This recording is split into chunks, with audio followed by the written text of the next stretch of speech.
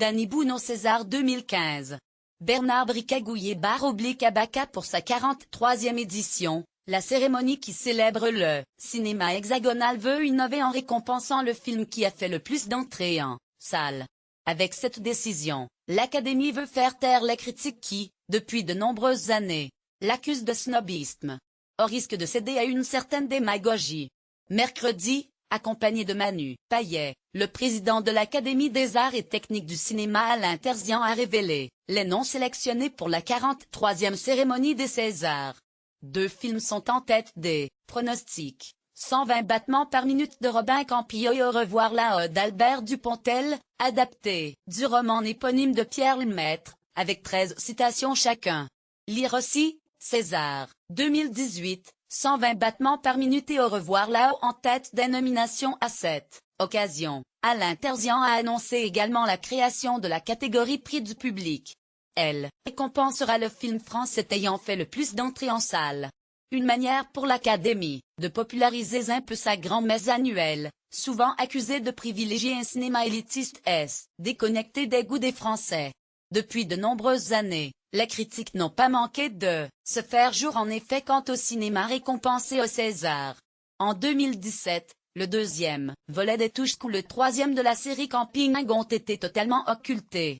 Des films dont le succès au box-office est indéniable, 4,6 et 3,2 millions de spectateurs. Le reproche majeur souligne l'absence traditionnelle des comédies populaires lors de cette cérémonie.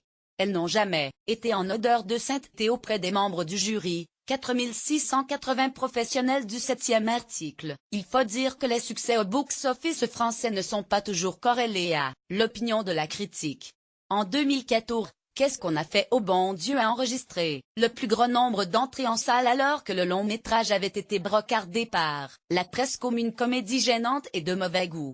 Danny Boone premier demandeur et premier lauréat Danny Boone sur le tournage de Bienvenue chez les Ch'tis 2008. Rue des Archives K en 2009, lors de la 34e cérémonie, le film de Danny Boone, Bienvenue chez les Ch'tis, plus gros succès de l'histoire du cinéma français, n'avait pas eu les honneurs d'une seule citation. La réaction du réalisateur nourdiste avait fait couler beaucoup d'encre. Voulant d'abord ne pas se rendre à la cérémonie, il y avait finalement fait une apparition, mais vêtu d'un pantalon de survêtement orange qui jurait particulièrement avec son smoking. L'artiste avait réclamé avec vigueur la création d'une catégorie récompensant les comédies. Ses voix ont été doublement entendues. Le lauréat du premier César du public est tout désigné. Il s'agit de Red Dink, la comédie de Danny Boone avec Alice Paul et Florent Père. Sortie il y a tout juste un an, elle a enregistré 4,5 millions d'entrées. Le film est en tête des productions françaises derrière les nouveaux épisodes de Star Wars et Moi, Moche et Méchant. L'année prochaine pourrait par exemple voir triompher les Touches 3 tout, juste sorti et promis à un démarrage sur les chapeaux de roue. Si cette décision de l'Académie a pu être saluée, elle n'en demeure pas moins curieuse. Par son caractère tardif ou opportuniste. Une façon assez démagogique et complètement comptable de s'arroger une part du succès des films que l'Académie a toujours soigneusement déconsidérés. Pourquoi ne pas avoir adopté la stratégie de l'Académie britannique du cinéma? Le trophée de la révélation de l'année Rising Star, VO, est décerné par les internautes et les cinéphiles et non la profession. 2017, Red Dink 2016 Les Touches 2, Le Rêve américain 2015 Les nouvelles aventures d'Aladin 2014 Qu'est-ce qu'on a fait au bon Dieu?